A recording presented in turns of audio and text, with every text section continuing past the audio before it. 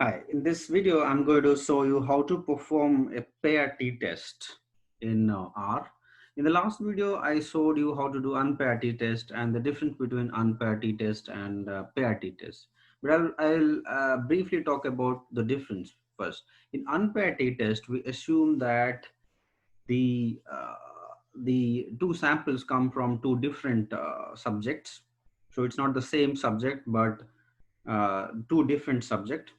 But here in pair t-test, we assume that the subject is the same and the two samples are from the same subject, but from two different time period. That means it's a different sample collection, but of the same subject, right?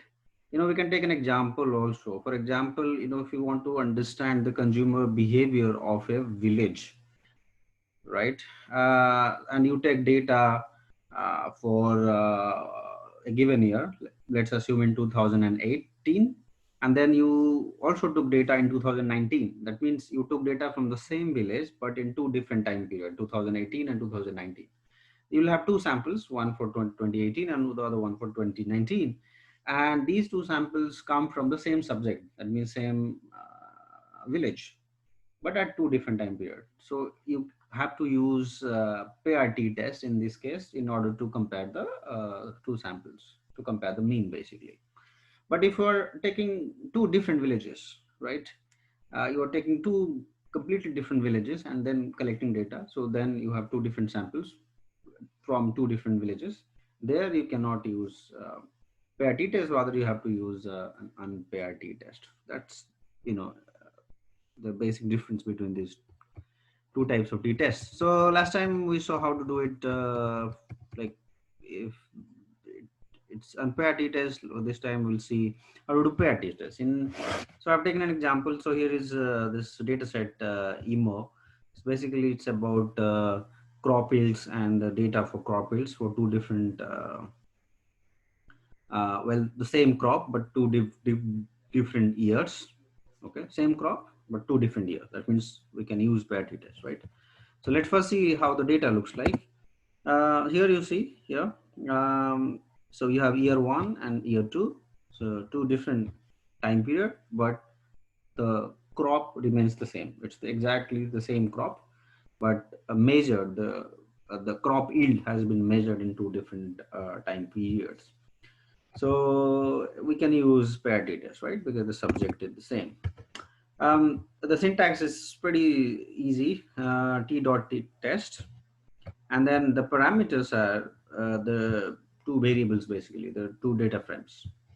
Okay, y1, y2, and the null hypothesis here is that the difference in the mean is not zero, and the alternative hypothesis is that the difference in the mean between these two samples is non-zero or significantly different from zero.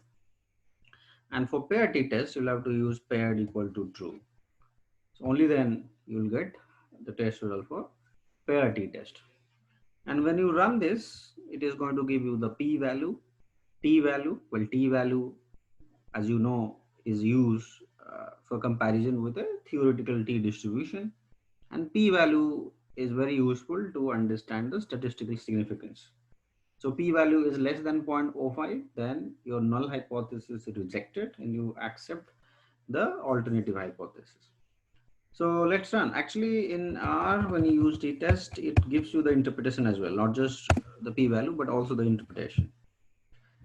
But one thing to remember here, regardless of whether it is paired t-test or unpaired t-test, assumption here is that the mean follows normal distribution. Okay, so that's one assumption.